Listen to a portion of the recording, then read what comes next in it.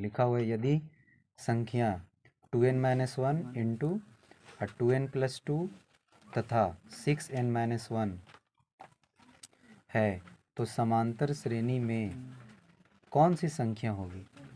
तो समांतर श्रेणी का एक फार्मूला है। सबसे पहले हम ये जो क्वेश्चन दिया है इसको लिख लेते हैं। क्या है भाई, तो 2n-1, ठीक है। उसके बाद है 3n+2, उसके बाद है 6n-1। ये 3 मान दिया हुआ है। तो हम लोग एपी में सीखे हैं कि जो सबसे पहला रहता है उसको हम लोग प्रथम पद यानी T1 पढ़ते हैं। उसके बाद फिर हम लोग T2 पढ़ते हैं और फिर T3, यानी T1 का मान हो गया, ये T2 का मान हो गया, ये T3 का मान हो गया।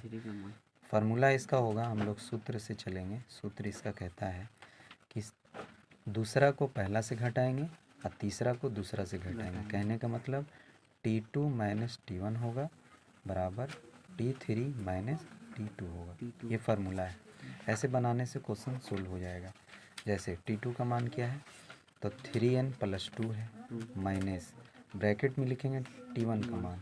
तो T1 का मान है क्या, 2n-1, अब बीच में बराबर है तो बराबर देंगे। T3 का मान है 6n-1 और फिर ये माइनस तो माइनस लिखेंगे। और T2 का मान है 3n+2। अब इसको सोल्व करना है आराम से। सोल्व कैसे करेंगे, तो 3n का 3n लिखेंगे, +2 का 2 लिखेंगे। ये -2 बाहर आएगा और ये माइनस माइनस +1 होगा। 6n का 6n-1 होगा, ये -3n लिख देंगे और ये माइनस ये प्लस, तो प्लस माइनस माइनस लिखेंगे। बाहर निकल गया, ब्रैकेट से कोई भी चीज़ जब बाहर निकलता है तो साइन चेंज हो जाएगा। अब बीच में बराबर है तो हम लोग सबसे पहले देखेंगे, देखिए यहाँ पे 2n और 3n है, तो ये दोनों को पहले हम लोग घटाएंगे। क्यों, क्योंकि ये माइनस में ये प्लस में, तो घटाने पर खाली n बचेगा। आई 2 प्लस में है, 1 भी प्लस में है, तो इसको जोड़ेंगे तो 3 होगा। इधर से भी 6n को 3n से हम लोग घटाएंगे, तो घटाने पर होगा 3n और 1 माइनस में है, आई 2 माइनस में। तो जब दो संख्या दोनों माइनस में रहेगा तो दोनों को जोड़ के माइनस में लिखेंगे। तो n का n हो गया, ये प्लस में है, इस तरफ लाएंगे तो ये माइनस में होगा 3n बराबर ये -3 का 3 हुआ। ये प्लस में इधर आएगा तो ये माइनस में होगा। अब यहाँ से आगे क्या करना है हमको, इसको इससे घटाएंगे तो बचेगा क्या, 2n माइनस में, क्योंकि 3 बड़ा है प्लस से।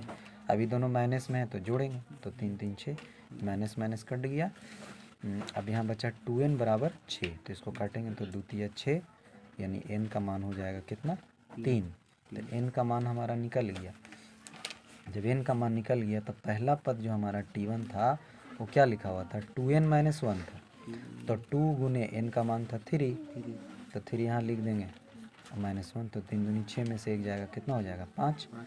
उसके बाद जो है, उसके बाद है दूसरा T2 जिसको कहते हैं। T2 में लिखा हुआ है 3n+2, तो 3 का 3 और n का मान भी 3 है, +2 है, तो 3 दिया हुआ 9 +2, तो 9 2 हुआ 11। फिर T3 का मान दिया हुआ है 6n-1, तो 6 गुने n का मान 3 है -1, तो 6 तिया 18 में से 1 घटेगा तो बचेगा कितना, 17।